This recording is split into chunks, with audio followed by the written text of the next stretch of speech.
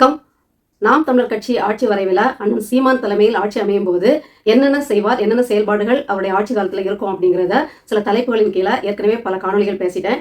இன்றைய காணொலியில் பெண்ணுக்காக நாம் தமிழர் கட்சி என்ன செய்யும், குழந்தைகளுக்காக என்ன செய்யும் அப்படிங்கிறத நாம் இதில் பார்க்கலாம். பெண் உரிமை முன்னாடி பார்த்தீங்கன்னா பெண் விடுதலை விடுதலை அப்படின்னு சொல்லுவாங்க.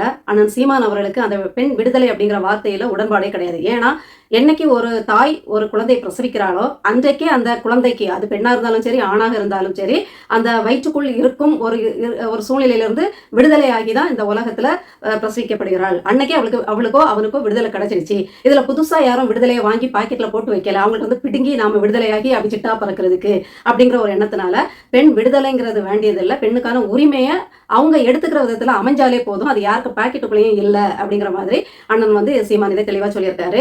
இப்போ பெண் உரிமை இல்லையே மண் உரிமை இல்லை அப்படின்ட்டு மேதகு தலைவரோட பொன்னான மொழிகள். அவருடைய இராணுவ கட்டமைப்பிலும் பெண்களுக்கு சரிசம உரிமை கொடுக்கப்பட்டிருந்தது. சரிசமமா ஆணுக்கு நிகராக பெண்கள் வந்து போர்த்தளத்துல இருந்தாங்க, மருத்துவத்துறையில இருந்தாங்க, கல்வி, ஆசிரியர், பட்டப்படிப்பு எல்லாத்துலயுமே எதுலேயுமே ஆணுக்கு சளைச்சவங்க இல்லை அப்படிங்கிறத நிரூபிக்கிறதுக்காகவே அவர் சம வாய்ப்பு கொடுத்து வச்சிருந்தாரு. இன்னும் சொல்ல போனா ஒரு பெரிய கடற்படையே ஒரு ஒற்றை பெண்புலி தான் தீவிர காய்ச்சல்ல பாதிக்கப்பட்ட போது கூட அதை பத்தி யோசிக்காம போய் அழிச்சொழிச்சாங்க அப்படிங்கிறது வரலாறு. இப்படி இருக்கும்போது பெண்களை போற்றுவது அப்படிங்கிறது இயல்பா நடக்க வேண்டிய ஒண்ணு. அதை சொல்லி சொல்லி நாம செய்ய வேண்டியதில்லை அப்படின்னாலும் இங்க இயல்பா நடக்கல. ஆண்டாண்டு காலமா பெண் அடிமைத்தனம்னு ஒண்ணு இருந்தது. முந்தைய காலத்துல ஆதி காலத்துல பாத்தீங்கன்னா அப்படிலாம் இல்ல. பெண் சுதந்திரமாக தான் இருந்தா, அவள் வீரத்தோட விளங்கினா. அவள் வீரத்தோட இருந்ததுனாலேயே வீரமிகு ஆண்களை தேர்வு செய்து அவர்களுடன் உறவு கொள்ளும் ஒரு பழக்கத்தை வந்து கடைபிடிச்சிட்டு இருந்தாங்க. ஆணை பெண் தான் தேர்வு செய்வா. யார் வந்து வீரத்துல சிறந்து விளங்குறாங்களோ, வேட்டையில் சிறந்து விளங்குறாங்களோ அவனைத்தான் பெண் வந்து தேர்வு செய்வாள் அப்படிங்கிறது வரலாறுக்கு ஒரு உண்மை. அவனைதான் தேர்ந்தெடுப்பாள் நினைச்சிட்டு இருக்கும் போது, அந்த பெண் மீது ஆசை கொள்ளும் போது, அந்த பெண் அதை விட அதிகமா வீரமா இருக்கக்கூடிய ஒருவனை தேர்வு செய்யும் போது ஒதுக்கப்பட்ட ஆண்மகனுக்கு ஒரு கோபம் வருது.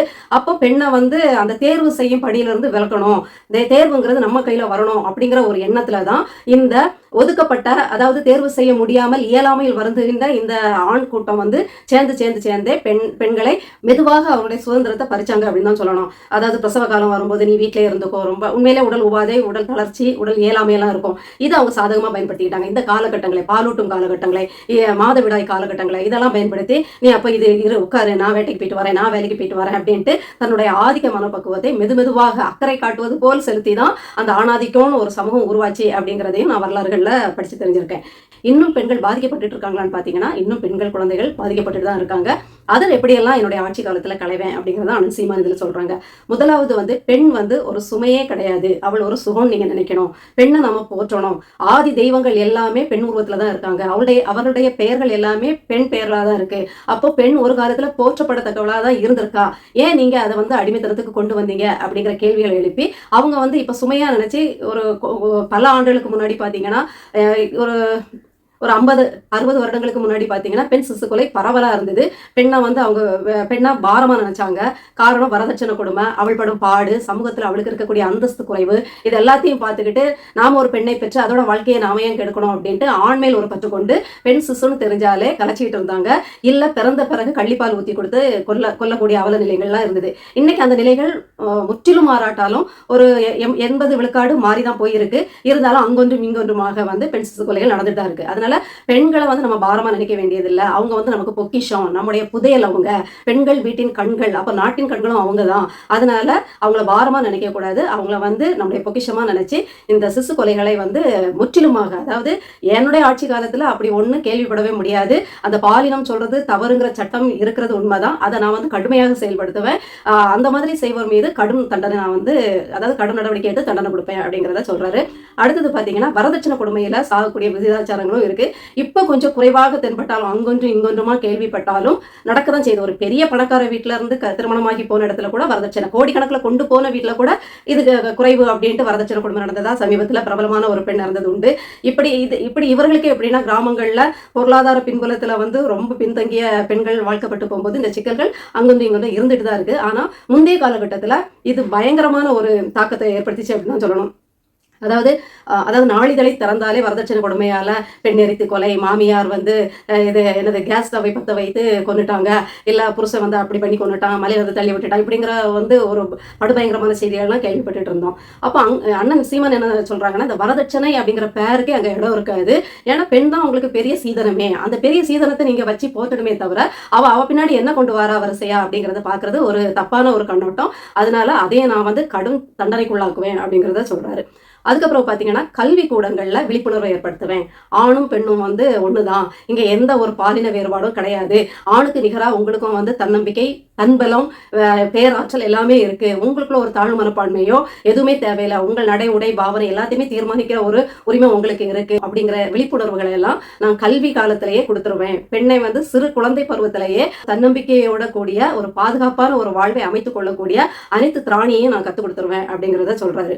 அதே மாதிரி பார்த்தீங்கன்னா பெண்களுக்காக சரி சமமான வேலை வாய்ப்பு. இப்போதைக்கு பார்த்தீங்கன்னா சரி சமமாக இருக்குதானா இல்லை, கொஞ்சம் ஏற்றத்தாழ்வுகள் தான் இருக்கு. ஆணும் பெண்ணும் சமங்கிறது அண்ணனுடைய கொள்கை. அதனால தான் அவர் வந்து கட்சி நிர்வாகத்திலையும் பெண்களை அதிகமாக ஈடுபடுத்தியிருக்காரு. இன்னும் சொல்ல போனால் வேட்பாளர்களையும் சரி சமமாக 117 ஆண்கள் 117 பெண்கள் நிப்பாட்டியிருக்காங்க. உலகம் அறிந்த ஒன்று மட்டும் இல்லை, தன்னுடைய ஆட்சி காலத்தில் வந்து வேலை வாய்ப்புகளும் சரி சமமாக கொடுப்பேன். எந்த துறையானாலும் சரிதான், அனைத்து துறை இப்போவும் அனைத்து துறைகளிலும் பெண்கள் இயங்குறாங்க, ஆனாலும் அந்த விகிதாச்சாரங்கிறது ரொம்ப குறைவாக இருக்குது. அதனால் அந்த குறைபாட்டை நான் நிவர்த்தி செய்வேன். சரி சமமாக எந்த துறையானாலும், கப்பற்படையானாலும் சரிதான், விமானப்படையானாலும் சரிதான், தரைப்படையானாலும் சரிதான், அதே நேரத்தில் சாதாரண வேலையோ இல்லை தொழில்நுட்ப வேலைகளோ சரிதான், எதா இருந்தாலும் ஆணுக்கு நிகராக சரிசமமான வேலை வாய்ப்பு ஊதியம் வழங்கப்படும் அப்படிங்கிறத சொல்றாரு. இருந்தாலும் பெண்களுக்கு இயல்பிலேயே வந்து மகப்பேறு கால விடுமுறைகள், குடும்பத்தை கவனிக்கக்கூடிய அதிகப்படியான பொறுப்பு, இது எல்லாமே பெண்கள் வசம் கொஞ்சம் இருப்பதனால பெண்களுக்கு வந்து வேலை நேரங்கிறது 6 மணி நேரமாக குறைக்கப்படும் அப்படிங்கிறதையும் சொல்றாரு. அதே மாதிரி என்னன்னா வீட்டிலிருந்தே கணினி வாயிலாக வேலை செய்யறதுக்கு வாய்ப்பு இருந்தா எந்தெந்த வேலைகள்ல அந்த வாய்ப்பு இருக்கோ அதையெல்லாம் நான் வந்து அவங்க வீட்டிலிருந்து செய்யற மாதிரி ஏற்பாடு பண்ணுவேன் அப்படிங்கிறதையும் தெளிவா அதில் சொல்றாங்க. அதே மாதிரி என்ன சொல்றாங்கன்னா பணியிடங்களில் பாதுகாப்பு. பணியிடங்களில் பாதுகாப்புங்கிறது ரொம்ப தேவையான ஒண்ணு. ஏன்னா நிறைய இடங்கள்ல உயர் அதிகாரிகள் தங்களுடைய பதவி, தங்களுடைய பணபலத்தை வந்து காட்டி வந்து பெண்களை வந்து பாலியல் ரீதியாக துன்புறுத்துறதுங்கிறது காலங்காலமா இருந்துட்டு இருக்கு. இப்ப பெண்கள் அதை வந்து குறித்து பேசுறதுக்கும் புகார் கொடுக்கறதுக்கும் முன் வந்ததுனால திராவிட கட்சிகள் அதற்கான பிரத்யேக சட்டங்களை வந்து நடைமுறைப்படுத்தியும் அதுக்கான குழுக்களை வந்து கண்டிப்பா தனியார் நிறுவனமா இருந்தாலும் சரிதான், அதே அரசு நிறுவனங்களோ கல்விக்கூடங்களோ இல்ல கல்லூரியோ அரசு துறைகளோ எந்த துறைகளில் வேலை பார்த்தாலும் ஒரு 20 பெண்களுக்கு மேல் வேலை பார்க்குறாங்க அப்படின்னாலே, இல்லை 20 பணியாளர்களுக்கு ஆணும் பெண்ணுமா 20 பேருக்கு மேல ஒரு இடத்துல வேலை பார்க்குறாங்கனாலே அந்த இடத்துல விசாகா அப்படிங்கிற ஒரு கமிட்டி வந்து அதாவது ஒரு குழு அமைச்சே ஆகணும். அவங்க வந்து இந்த புகார்களை வந்து விசாரிச்சு சம்பந்தப்பட்ட சட்டப்பிரிவுகளுக்கு உட்படுத்தி தண்டனை வாங்கி கொடுக்கணும் அப்படிங்கிறத செயல்படுத்திட்டு இருக்காங்க. ஆனா செயல்படுதா அப்படின்னு பாத்தீங்கன்னா இல்ல, அங்கொன்றும் இங்கொன்றுமா அந்த பாதிக்கப்பட்டவர்கள் எவ்வளவு வேகமா அதை முன்னெடுத்துட்டு போறாங்க, சட்ட நுணுக்கங்களை தெரிஞ்சு எவ்வளவு நுணுக்கமா எடுத்துட்டு போறாங்கிறத பொறுத்து தான் நிறுவனங்கள்லயோ அரசு துறைகள்லயோ இந்த விசாகா குழுங்கிறது செயல்படுது. மற்றபடி பாத்தீங்கன்னா பேருக்கு இருக்கும், அப்படி செயல்படாமலே அப்படி தூங்கிட்டே தான் உட்காந்துட்டு இருக்கோம். அதையெல்லாம் நான் வந்து தூங்க விடாம செயல்படுத்த வைப்பேன். இந்த மாதிரி சட்டத்தை போட்டுக்கிட்டு நான் வீட்டுல தூங்காம சட்டத்தை உயிர் போட வச்சிருப்பேன் அப்படிங்கிறத அண்ணன் சீமான் அவர்கள் சொல்றாரு. இன்னும் என்ன சொல்றாருன்னா, அவர்களுக்கு தங்கள் உடல்ல பொருத்திக்கிற மாதிரி அணிந்து கொள்ற மாதிரி கை கடிகாரம் மாதிரி அலாரம் மாதிரியான கண்காணிப்பு கருவிகளோட உள்ள ஒரு கருவியை நான் பொருத்துற மாதிரி கொடுத்துருவேன். அப்ப அவர்களுக்கு ஒரு பாலியல் தொந்தரவு அப்படின்னு ஏறும்போது அவர்கள் வந்து அதை இயக்கும் போது தன்னுடைய குடும்பத்தினர்களுக்கு அந்த விஷயத்தை தெரியப்படுத்தவும் தகவலை கடத்தவும், அதே நேரத்தில் வந்து காவல்துறைக்கு தகவலை கடத்துறதுக்கும் அது வந்து பேருதவியா இருக்கும். உடனடியாக காவல்துறை உள்ள வந்து அவர்களை காப்பாற்றும் பணியில ஈடுபடும் அப்படிங்கிற மாதிரி அவர் சொல்லியிருக்காரு. திருநங்கைகள் திருநம்பிகளுக்கான பாதுகாவல். அதாவது திருநங்கை திருநம்பினா தெரியும், ஆணாக பிறந்து பெண்ணாக காலத்தின் கட்டாயத்தினால உடலின் மாற்றத்தினால இயற்கையாகவே மாறுறது. அதே மாதிரி பெண்ணாக பிறந்துட்டு ஆணின் உணர்வுகளை வளர்த்து கொள்வதால் இல்லை, ஆணின் உணர்வுகள் வளர்ந்து விட்டதால் இயல்பாகவே இயற்கையாகவே உடலில் ஏற்படும் மாற்றங்களால் அவங்க தன்னை ஆண் போற உணர்வதால் ஆணாக மாறுகிறவர்கள். இவர்களுக்கு எல்லாமே மருத்துவ அறுவை சிகிச்சைங்கிறது ஒரு சிக்கலான ஒண்ணு. இன்னைக்கு வந்து அவங்க அதுக்கு அறுவை சிகிச்சை பண்ணணும்னா வீட்டுல எதிர்ப்பாங்க, ஏற்றுக்கொள்ள மாட்டாங்க, கைவிடப்படுவாங்க, நடுத்தருவில் நிற்பாங்க. தப்பான வாழ்க்கை முறைக்கு அவங்க அடிமையாகிறதுக்கு இந்த சூழ்நிலை எல்லாம் காரணமாமையும், போதா குறைக்கு அவங்க வந்து அதை வந்து மும்பையில் இருக்கக்கூடிய ஒரு இடத்துல தான் போய் பண்ணணும் அப்படிங்கிற மாதிரி எல்லாம் அது பயங்கர ஒரு சிக்கலான ஒரு அறுவை சிகிச்சையாவே எப்பவும் இருக்கும். அதை நான் வந்து எளிமைப்படுத்துவேன். எல்லா இடங்கள்லையும் அரசு மருத்துவமனையில அவர்களுக்குன்னு ஒரு தனி கட்டிடம் ஒதுக்கி அந்த வளாகத்துக்குள்ளேயே திருநங்கை திருநம்பிகளுக்குன்னு தனி கட்டிடம் அமைச்சு அவங்களுக்கான அறுவை சிகிச்சை மருத்துவங்களுக்கு அதை இது பண்ணுவேன். ஏன்னா இதெல்லாமே திருநங்கைகளும் திருநம்பிகளும் அண்ணன் வச்ச கோரிக்கை. பொது மருத்துவமனையில போகும்போது அவங்க ரொம்ப அவமானப்படுத்தப்படுறாங்க, யார்கிட்ட போறதுன்னு திணறாங்க. ஒரு ஆண் அதாவது அவங்க பாலினத்துக்கு நேர் எதிர்ப்பாக ஒரு ஆண் மருத்துவர் இருக்கும்போது அவர்களை அணுகிறது அவங்களுக்கு கொஞ்சம் சங்கோஜமா இருக்கு. இதற்கான எல்லா மக்களும் கூடும் இடத்துல போய் அவங்க வந்து உட்காரவும் முடியல, ஒரு சின்ன சங்கடமாக அவங்க உணர்றதுனால இப்படி ஒரு தனி கட்டிடம் அமைச்சு அதுக்கான சிறப்பு மருத்துவர்களை நியமிக்கும் போது எங்களுக்கு அது ரொம்ப வசதியா இருக்கும்னு சொன்னனால அதையும் செயல்படுத்துவேன் நான் சொல்லியிருக்காங்க. அதே மாதிரி அவர்கள் தொழில் முனைவோராக இருந்தாங்கன்னா, தொழில் தொடங்கணும்னு ஆசைப்பட்டாங்கன்னா குறைந்த வட்டியில வந்து அரசு கடன் கொடுக்கும் அப்படிங்கிறதையும் சொல்றாங்க. அதே மாதிரி கைவிடப்பட்ட திருநங்கைகள் திருநம்பிகளுக்கான ஆதரவு இல்லங்கள் வந்து அரசே ஆரம்பிச்சு அவர்களுக்கு தேவையான ஆலோசனை வழங்கும். அவர்கள் வாழ்க்கையில தங்களுடைய பொருளாதாரத்தை ஈட்டிக் கொள்ளக்கூடிய சகல வசதிகளையும் சகல அறிவுரைகளையும் அந்த அதாவது வாழ வழிவகை செய்யும் அப்படிங்கிறதையும் அண்ணன் சீமான் அவர்கள் குறிப்பிடுறாங்க. அதுக்கு பிறகு பாத்தீங்கன்னா அன்பு தளிர் அப்படின்னு ஒன்று சொல்றாங்க. அன்பு தளிர்னா நம்முடைய மழலை செல்வங்கள் தான். இந்த மழலை செல்வங்களுக்கு நான் என்னென்ன பண்ணுவேன் அப்படின்னு அவர் சொல்றாருன்னா, குழந்தைகள் வந்து நம்முடைய நாட்டின் செல்வங்கள், எல்லாருக்கும் தெரிஞ்சிருக்கும். ஒவ்வொருத்தரும் தங்களுடைய வாழ்க்கையை வாழ்வதற்கும் தங்களுடைய வாழ்க்கையில அர்த்தமே இல்லைன்னு நினைக்கும் போது அர்த்தமாக்கி கொள்றதுக்கும் ஒற்றை காரணம் என்னன்னு பாத்தீங்கன்னா தாங்கள் பெற்ற குழந்தை செல்வங்கள் தான். இந்த குழந்தை செல்வங்களை வந்து நீங்க எப்படி போற்றுறீங்களோ அதோட பல மடங்கு என்னுடைய ஆட்சியானது போற்றும். அவர்கள் வந்து உங்களுடைய பிள்ளைகள் மட்டும் இல்ல, நாட்டின் பிள்ளைகள், என்னுடைய பிள்ளைகள். அதனால அவர்களுக்கான கல்வி தரத்தையும் நான் உயர்த்திடுவேன். அவர்களுக்கான அத்தனை என்ன சொல்றது, உடலுக்கு சத்தான விஷயங்கள் என்னென்ன என்னுடைய பண்ணைகள் இருந்து கொடுக்கணுமோ அத்தனையும் கொடுத்துருவேன். ஏற்கனவே கல்வி கொள்கையிலையும் அவர் சொல்லியிருப்பாரு, விவசாய வேளாண் கொள்கையிலையும் அதை சொல்லியிருப்பாரு. அதையும் இங்கே வந்து செய்வாரு. அதே நேரத்தில் அவர்களுடைய மற்ற தேவைகளும் வந்து ஈடுகட்டப்படும் அப்படின்னு சொல்றாங்க. சிறு வயதிலே அவர்களுக்கு வந்து தன்னம்பிக்கை கொடுக்கக்கூடிய பயிற்சிகள் வந்து நான் வந்து கல்விக்கூடத்தில் கொடுத்துருவேன். ஏன்னா அவர்களுக்குள்ள நம்ம பெண் அப்படிங்கிற ஒரு இது இருக்கும், இல்லை ஒரு ஏற்றத்தாழ்வோடு இருப்பாங்க, நம்மளால இதெல்லாம் முடியாது அப்படிங்கிற மாதிரி ஒரு சூழ்நிலையில் கூட அவங்க வளர நேரிடும். அப்படிலாம் கிடையாது.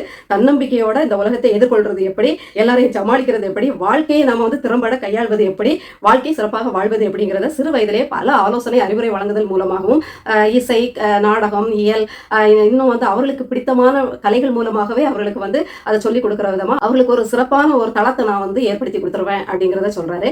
அதே நேரத்தில் சில நேரங்களில் குழந்தைகளோட படிப்பு கற்றல் குறைபாடுகள் இல்லை இயலாமைகள் இருக்கும். அதாவது பல பல உடல் குறைபாடுகள் சேர்ந்து அவர்களுக்கு கற்றல் குறைபாடும் இருக்கும், உடல் குறைபாடுகளும் இருக்கும். அப்போ அதற்கேற்ற வகையில வந்து நான் வந்து கல்வியின் தரத்தையும் மாற்றுவேன். அவர்களுக்கு கல்வி கூடங்களையும் சிறப்பு பயிற்சியாளர்களையும் நான் நியமிச்சு அவர்கள் அதுல இருந்து மீள்றதுக்கு இல்லை அதுல இருந்து அவர்கள் இன்னும் சிறப்பாவதற்கு என்னென்ன வழி உண்டோ அதெல்லாம் செஞ்சு கொடுப்பேன் அப்படின்னு சொல்றாரு. அதே மாதிரி குழந்தைகளை, கைவிடப்பட்ட குழந்தைகளை அரசே ஆதரிக்கும். அரசே ஆதரிச்சு என்ன பண்ணோம், அன்பு தளிர் அப்படிங்கிற பெயர்ல இல்லங்கள் அமைத்து அவர்களுக்கு வீட்டுல என்ன சூழ்நிலை பெரும்பான்மையானதை கொடுக்க முடியுமோ அத்தனை சூழ்நிலையும் கொடுத்து அவர்களை வந்து வளர்ப்போம். அவர்களுக்கு சிறந்த கல்வியை கொடுக்கும். அவர்கள் இந்த சமூக நீரோடையில நீந்த செய்யும் அப்படிங்கிறதையும் சொல்றாரு. அப்படியே கூடவே ஒரு ட்விஸ்டும் வைக்கிறாரு.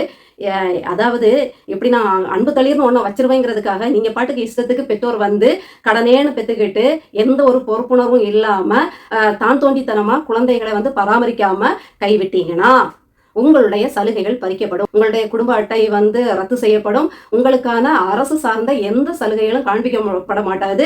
நீங்க வந்து இந்த சொந்த நிலத்திலேயே ஒரு அகதிகள் போலதான் அப்புறம் வாழ நேரிடும். நீங்க அரசு பெரிய பெரிய எந்த வேலையில இருந்தாலும் வேலைகளும் பறிக்கப்படும் அப்படிங்கிறத முத்தாய்ப்பா சொல்லி வைக்கிறாரு. அன்பு தளிர்னு குழந்தைகள் இல்லங்களா உருவாக்கணும், அதை திறம்பட நடத்தணும் அப்படிங்கிற ஆசையெல்லாம் கிடையாது. வேற வழியே இல்லாம இது நம்ம தான் வளர்த்தாகணும், இது அரசு பிள்ளை தான், அதுக்கு பல பின்னணிகள் இருக்கு. அந்த பின்னணி காரண காரியத்தோட இருக்கும்போது நான் கைவிட மாட்டேன், நான் வளர்த்துப்பேன். ஆனா நீங்க கொழுப்பு பிடிச்சு போய் உங்க இஷ்ட அளவுக்கெல்லாம் குழந்தைகளை உங்களுடைய சந்தோஷங்களுக்காக, உங்களுடைய தனி மனித ஒழுக்கக்கேடுகளுக்காக எல்லாம் குழந்தையை கைவிட்டீங்கன்னா வச்சிருக்கேன் ஆப்பு அப்படின்னு சொல்லியிருக்காரு. அடுத்தது பாத்தீங்கன்னா அன்பு சோலை. இது வந்து அதே மாதிரி குழந்தைகளுக்கு வந்து தனி அமைச்சகம், தனித்துறை. அதாவது இப்போ குழந்தைகளுக்கான பாதுகாப்பு எல்லாமே சமூக நலத்துறையில வரும். பெண்கள் பாதுகாப்பு, குழந்தைகள் பாதுகாப்புன்ட்டு சமூக நலத்துறையின் கீழ் 2 பிரிவா இயங்குது. அது ரெண்டுமே தனித்தனி துறைகளாவே, இப்போ சமூக நலத்துறையின் கீழே 2ஆ இயங்குவதை 2 பிரிவுகளா இருப்பதை 2 அமைச்சகமாவே நான் மாத்திடுவேன் அப்படிங்கிறதையும் சொல்றாரு. அப்போ அந்த பணி சுமை குறையும், இன்னும் கொஞ்சம் தீவிரமா கண்காணிக்கிறதுக்கோ அந்த திட்டங்களை செயல்முறைப்படுத்துறதுக்கு உதவும் அப்படின்னு அவர் நினைக்கிறாரு. அடுத்ததாக பாத்தீங்கன்னா அன்பு சோலை. அன்பு சோலைங்கிறது ஆமா அப்படியே முதியோர்களை பாதுகாக்கக்கூடிய வகையில அமைஞ்ச ஒண்ணுதான். முதியோர்கள் நம்முடைய நாட்டில் போற்றப்பட வேண்டியவங்க. அவங்க வந்து இலக்காரமா பார்க்கப்பட வேண்டியவங்க கிடையாது. பெரிய அனுபவ பெட்டகங்களை வந்து உள்ளடக்கியவங்க. எப்படி பெண்கள் ஒரு புதையலோ அது மாதிரி முதியோர்களும் நமக்கு வந்து காணக்கு அரிய ஒரு பொக்கிஷம் தான். அவங்கள வந்து நம்ம போற்றியே ஆகணும். அவர்களுடைய அனுபவ பாடங்களே நம்முடைய வாழ்வியலுக்கு வந்து ஏற்றதா அமையும்.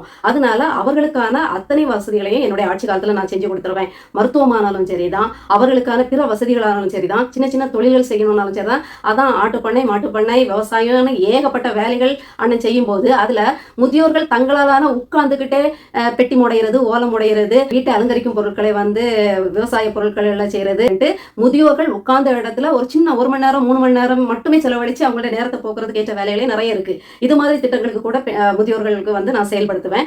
அதே நேரத்தில் கைவிடப்பட்ட பிள்ளைகளால் கவனிக்க முடியாத முதியோர்களை ஆதரிக்கிற மாதிரி நான் ஒரு இல்லம், அதுதான் அன்புச்சோலைன்னு ஒன்று நடத்துவேன் அப்படின்னு சொல்லியிருக்காரு. அது அரசே ஏற்று நடத்தும். அவர்களுக்கான ஆலோசனை மையங்கள், மருத்துவ உதவிகள் எல்லாமே நடக்கும். அதே மாதிரி முதியோர்கள் வீட்டில இருந்தே அந்த மருத்துவத்தை பெற்றுக்கொள்ளும் வசதிகளும் நாங்கள் செஞ்சு கொடுப்போம். தொலைபேசியில வந்து அவங்க உதவிக்கு அழைச்சாலே மருத்துவர்கள் வீடு தேடி வந்து அவர்களுக்கு மருத்துவம் பார்க்குற மாதிரியும் மாத்திரை மருந்து கொடுத்துட்டு போகிற மாதிரியும், அவசரம்னா அவங்களே 108க்கு தொலைபேசியில் அழைச்சி அவர்களை வந்து மருத்துவமனைக்கு கொண்டு சென்று அவர்களை பாதுகாக்கும் வழியில என்னுடைய அரசு மிகவும் சிறப்பாக செயல்படும் அப்படிங்கிறதையும் அவர் சொல்றாரு. அதே மாதிரி வாழ்நாள் முழுக்க 60 வயசு ஆனாலே அவங்க நினைச்ச இடத்துக்கு எங்க வேணாலும் போற மாதிரி வாழ்நாள் முழுக்க பயன்படுத்தபடியா வந்து பயணச்சீட்டை வழங்கிடுவேன் அப்படின்னு சொல்றாரு. இவர்களுக்கும் தனி அமைச்சகம், குழந்தைகளுக்கு தனி அமைச்சகம், இவர்களுக்கும் தனி அமைச்சகம்னு ஒன்று வச்சு இவர்களை நான் வந்து கண்ணின் மணியை போல பாதுகாப்பேன் அப்படின்னு சொல்லிட்டு இங்கேயும் ஒரு ட்விஸ்ட் வைக்கிறாரு.